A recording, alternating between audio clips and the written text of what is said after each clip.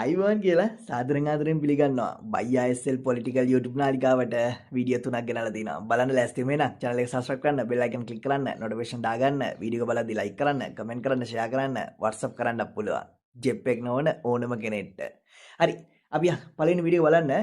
මේ දැන් මේ තට්ට සහෝදරයා කියන්නේ මට මූගේ නම් මෙහෙම දන්නේ නැහැ, මට මතක නැහැ. ඕගලන්ට ඉතින් මතක ඇති කටහඬ එහෙම පොඩ්ඩක් ඇහෙනකොට පොඩ්ඩක් ලාවට පේනවනේ. ඒක බලලා කවුද කියලා දැනගන්න. මූ කියනවා මේ බස් 100ක් ගෙනහවාම අපිට බස් 4ක් නිකන් හම්බුණාලු. අපි ඒක පගාවක් විදිහට ඉල්ලගත්තලු. කලින් ආණ්ඩු කරපු අයටත් ওই විදිහට හම්බ වෙන්න ඇතිලු. හැබැයි ඒවා පෙන්නුවේ නෑලු. ඒවට මොකද උනේ? එහෙම කියලා මූ අමුතු කතාවක් කියනවා. දැන් අපිට මෙහෙම කියන්න පුළුවන්. උඹලා මචං හරියටම බස් 4යිද හම්බ උනේ උඹලට? එහෙම නැත්නම් බස් 4යිද ඉල්ලුවේ? බස් 4යිද ඒගොල්ලෝ දුන්නේ? අපිට නම් හිතෙනවා තව කීයක් හරි දුන්නත් දන්නේ නෑනේ. බස් තවත් කීයක් හරි දීලා දැන් අපිට මෙච්චරක් හම්බෙලා අපිට මෙච්චරක් පෙන්නනවාද දන්නෙත් නෑනේ. එහෙමත් කියන්න පුළුවන්. මොකද මුන් දැන් කාලකන්ණි හොරු වෙලා ඉන්නේ, බොරුකාරයෝ වෙලා ඉන්නේ, ගල් අඟුරු හොරු වෙලා ඉන්නේ.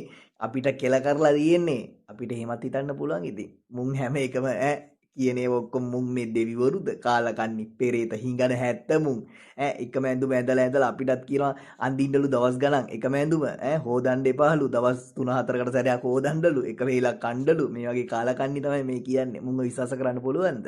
විශ්වාස කරන්න එපා. වීඩියෝ එකට යන්න. අපි බස් රථ ඔය ගෙන්නන බස් රථ 100 පතුල පහත් බස් රථ 100 එකක බස් රථයක වටිනාකම මිලියන 42ක් විතර වෙනවා. අපිට තේරිච්ච අඩුම ලංසුවට සහ ඒ තාක්ෂණික කාරණා ඔක්කොම බලලා තෝරපු පුද්ගලයාට ගියේ මිලියන 42කට. ලක්ෂණ කීයද? 420යි. අපි ඔක්කොම ටෙන්ඩර් ගනුදෙනු ඉවර කරලා ඉවරලා ඒ හිමි සමාගමත් එක්ක සාකච්ඡා කරා. ඕගොල්ලොන්ට කවදාවත් ඇමති කතා කරලත් නැහැ. නියෝජ්‍ය ඇමති කතා කරලත් නැහැ. අහවල් දෙය දෙන්න ඉල්ලලත් නැහැ. ඇමතිට මෙච්චර පංගුවක් දෙන්න, නියෝජ්‍ය ඇමතිට මෙච්චර පංගුවක් දෙන්න, ලේකම්තුමාට මෙච්චර පංගුවක් දෙන්න. සතයක් ඉල්ලලා නැහැ. ටොෆියක්වත් ඉල්ලලා නැහැ. හැබැයි මේ සල්ලි ගේන්නේ ඕගොල්ලොම ජීවත් වෙන ලංකාවේ මිනිස්සු වෙනුවෙන්. අපිට මොනවද අමතරව දෙන්න පුළුවන් නිකන් ඉල්ලුවා. අපි ඉල්ලුවා කතා කරලා. ඕගොල්ලොන්ට 100ක් දැන් බස් ගනුදෙනුවක් එනවා. අපිට නිකන් ඕනේ මොන හරි දෙයක්. වෙනදා ඉල්ලන්නේ ඇමතිගේ ගෙදෙට්ට. නැත්තම් ඒ අදාළ කට්ටියට තමයි ඉල්ලන්නේ. පගාව. අපිත් ඉල්ලුවා පගාවක්. මොකද්ද පගාව? රජයට දෙන්න නිකන්. මොනවා හම්බෙන්නේ නැද්ද? මේ කවුරුත් දන්නේ නැහැ තාම. බස් එක වටිනාකම ලක්ෂ 420යි. අපි ඉල්ලුවා බස් දෙන්න කියලා නිකන්. බස් 4ක් නිකන් දෙන්න එකඟ වෙලා තියෙනවා. ලක්ෂ 420 ගන්න. මොකද එහෙම එකඟ වෙන්නේ? ඒතර හිතා ගන්න කලින් ගනුදෙනු කොහොම වෙන්නේ නැද්ද කියලා. ඊළඟට තවත් බස් 200ක යනවමක් මේ සතිය අන්තිමට යරනවා නේද? මේ සතිය අන්තිමට යරනවා බස් 200ක යනවමක්. ඒකත් අනිවාර්යෙන් සභාපතිතුමා නෙගොෂিয়েට් කරන්න ඕනේ. නිකන් ඉල්ලන්න ඕනේ ගාන. බස් රථ 200 කියන ලොකු ගානක්. ප්‍රොෆිට් එකක් තියෙනවා. අපිට සතයක්වත් එපා, සභාපතිතුමාට එපා, සීઓලාට එපා. අඩුම ගානේ බස් රථ 10ක් 15ක් කරේ නිකන් ඉල්ලන්න. දෙනවා මිනිස්සු. තව 600 එකක් යනවා. ඒකෙත් ඉල්ලන්න නිකන්. මොනවටද නෙවෙයි රටට. එහෙමයි මේ ආයතන දුවන්නේ. පරණ දුවපු විදියනේ. මේ පරයෝ ඒ දවස්වල ඔය ආයතනවල ඉඳලත් ඔහොම තමයි කිව්වේ. මුන් ඕවා එළියට දැම්මේ නෑනේ. මුන් ඒ දවස්වල ඔය එක එක උද්ඝෝෂණ තියන්නේ ඒක තමයි. මුන් දන්නවා. ඒ ආයතනවල ඉන්න ලොක්කෝ මොන හරි දෙනවා කියලා. ඒක තමයි උද්ඝෝෂණ තියලා කෑ ගහලා රණ්ඩු කරාට පස්සේ දවස් 3ක් විතර කරලා සද්ද නැතුව ඉන්න ඊට පස්සේ. මොන හරි දෙයක් හම්බුනට පස්සේ කාලකණි බල්ලෝ වගේ යනවා ඊට පස්සේ.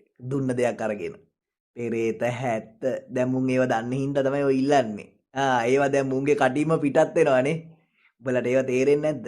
ඇයි බං අපිට මේ තේරෙන්නේ උඹලට තේරෙන්නේ නැත්තේ මේ දේශපාලනයනේ. දේශපාලනේ උඹලට තේරෙන්නේ නැද්ද? වැටහෙන්නේ නැද්ද? බලපන් මොලෙන් පොඩ්ඩක් හිතපන්. මුන් ඒ කරපුවා තමයි දැන් ඔය කියන්නේ. උන්ට ඒ දවස්වල කරලා හම්බ වෙලා උන් හිමිසරේ ගතමනා වරම් මාරු වෙනවා. ඒ දවස්වල මතක ඇතිනේ මහින්ද මහත්තයා කාලේම හැමදාම උද්ඝෝෂණේ මොකක් හරි ආයතනයක උද්ඝෝෂණයක් දවස් 3ක් කරනවා නිකන් ඉන්නවා ඊට පස්සේ ඉවරයි. තේරෙනවද? වැඩක් නැහැ කතා කරලා තේරෙන්නේ නැහනේ. හරි අපි යන්නේ දැන් හඳුනගේ කතාවකට. මූ ඒ දවස්වල කියනවා කොරෝනා කාලේ මේක ඉවර වෙන්නේ කවදද? ඉවර වෙන දවසක් කියන්න. කොරෝනා කියන්නේ අපි දන්නේවත් නැහැ. ලෝකේ කවුරුත් දන්නේ නැහැ මොකද්ද මේ වෛරස් එක කියලා. එතකොට මුන් අහනවා කවදද මේක ඉවර වෙන්නේ කියලා.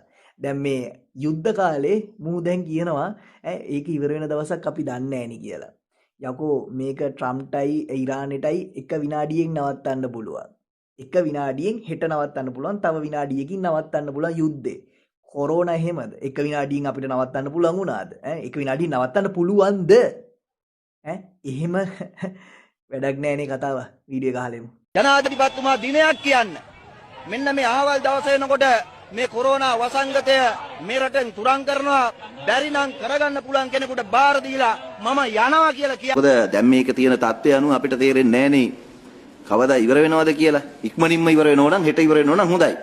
හැබැයි හෙට ඉවර වුණත් ලෝකේ තෙල් නිෂ්පාදනය කරන රටවල් වල පිරිපහදු වලට, ගබඩාවල් වලට, වරායවල් වලට වෙලා තියෙන හානිය නිසා ඒ වේගෙම මෙහි මිල අඩු වෙයි කියලා හිතන්න අමාරුයි.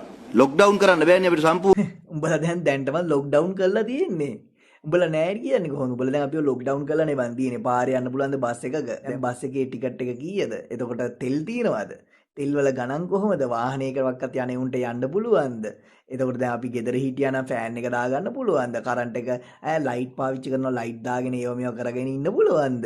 AC දාගන්න පුළුවන්ද? උයන්න ගෑස් එහෙම දැන් තියෙනවද? අපිට ඕන ඕන විදියට රස කෑම එකක් බලලා YouTube එකේ හරි බලලා කොහේ හරි රස කෑම එකක් හදන්න පුළුවන්ද? ඒව කඩෙන් ගේන්න කීයක් වියදම් යනවද? මුන්ට තේරෙන්නේ නැහැ. පාරේ යන්න ඇඳුම් ටික අඳින්න නම් ඒ ඇඳුම් ටික දැන් මුන් කියන දවස් 3-4කට සැරයක් හොදන්නලු. එතකොට දැන් අපි එකම ඇඳුම ඇඳගෙන යන්නද පාරේ හැමදාම මෙහාට මෙහාට යනකොට? අඳින්න දැන් මුන් මොනවද මේ අපිට කරලා තියෙන්නේ? කාලකණි සත්තු විදියට අපිට ඉන්න කියලා මුන් කියලා ලොක්ඩවුන් කරන්න පුළුවන්ද කියලා.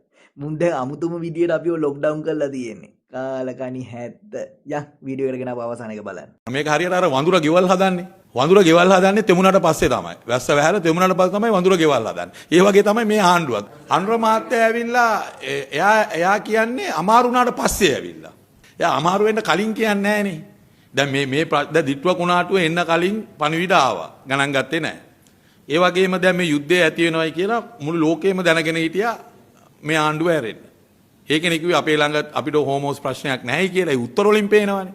ඒ හින්දා දැන් මේගොල්ලෝ කරන්නේ ප්‍රශ්නය ඇති වුණාට පස්සේ ඇවිල්ලා අපිට ප්‍රශ්නය ගැන විග්‍රහයක් කරනවා. මේක මේමයි තෙල් මිල මෙච්චර වැඩි වෙලා තියෙනවා, ජාත්‍යන්තරේ මෙච්චර වැඩි වෙලා තියෙනවා. ඒ හින්දා අපිට මේ ගානට දෙන්න බෑ. මේ කම්පැනි කාරෝ එක්ක අපිට ප්‍රශ්න තියෙනවා. ඒකලා ඒගොල්ලෝ විග්‍රහයක් කරනවා. මේක හරියට අර වඳුර ගෙවල් හදන්නේ.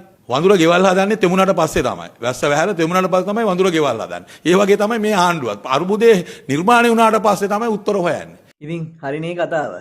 හැම දෙයක්ම මම ඒව උගලන්ට දෙනවනේ කොහොමත් සජිත් මහත්තයම කලින්ම ඕවා කිව්වා මේ ප්‍රශ්නේ එනවා කියලා. එතකොට අර විජිතයා එහෙම නෑ අපිට ඒව ප්‍රශ්න නෙමෙයි අරක අපිට ඕවා එහෙම වෙන්නේ නෑ. එහෙමයි ලොකු ටෝක් දුන්නානේ. කොරෝනා කාලෙත් එහෙම අපිට ඉතින් කිව්වනේ මේ වගේ ප්‍රශ්නයක් මේවා පොඩ්ඩක් සද්ද නැතුව ඉන්න කියලා මහින්ද මහත්තයලා ගෝඨාභයලා මේවා දැනුම් දුන්නා. මේවා ප්‍රශ්න පොඩ්ඩක් මේවා ටක් ගාලා අපි හරි ගස්සලා දෙන්නම් කියලා. මුන් නෑ එහෙම කොහොමද ගාලා මුන් අමුතුම ප්‍රශ්න ටිකක් හැදුවා. දැනුත් ඒක තමයි මචං වෙලා තියෙන්නේ. මුන්ගේ කට තමයි හැම දෙයකටම අවුල. මුන් හැමදේම මුන් උද්දච්චකමින් ලොකු කමින් මුන් දැන් ඉන්නේ. උඹලා මොකද මුන්ට කවදාකවත් ඡන්දයක් හම්බ වෙන්නේ නැහැ කියලා හිටපු එවුන්නේ. ඒක නිසා ඉතින් උඹලා ඡන්දේ දුන්නා හිතන්නවක්වත් බැරුව මුන් ගේම් එක ගහලා දැන් ඉතින් උඩට වෙලා ඉන්නවා. ඒ වගේම කියන්න ඕන කතාවක් තමයි අර පොලිස් කෙනෙක් එහෙම ඔයගලන් දකින්න තියෙ වීඩියෝ එකක් එහෙම ඔය හරි මට පලාත මතක නැහැ. මට ඒ වීඩියෝ එක හම්බුන්නේ නැහැ. මේ එවෙලේ හම්බුණා මට දැනට වැඩසටහන කරන්න වීඩියෝ එක හම්බුන්නේ නැහැ. මේ වීඩියෝ එක ඔයගොල්ලෝ දකින්න ඇති නේද? පොලිස් කෙනෙක් අර කතා කරනවා කියලා මේ ඇමති කෙනෙක්ට නිකන් අම්මට සිරි වෙන්න. ඒ පොලිස්තුමාට කවුද කියලා නම මට මීටර් නැහැ මේ මට හැබැයි ඔයගොල්ලෝ මං හිතනවා බල්ලා ඇති කියලා මේ වෙනකොට. ඉතින් එහෙම කතා කරපු එක ලොකු දෙයක්. පොලිසියෙන් දැන් සමහර අය දන්නවා ආයිත් කවදාකවත් මුන් ඇමතිකම් ගන්නෑ. ආයි JVP මාලිමාවක් එන්නේ නැහැ. අපි මුන්ට දෙකට නැවිලා කතා කරලා වැඩක් නැහැ කියලා දැන් හොඳටම දන්නවා. ඒක නිසා තමයි අන්තිමට ඇඹරෙන්නේ නැතුව කතා කරන්නේ. බොහොම ස්තුතියි එහෙම කතා කරාට. හරි එන අද වැඩසටහන අවසන් කරනවා. අපි ඊළඟ දවසේ හමු වෙමු. ආයිබෝවන්.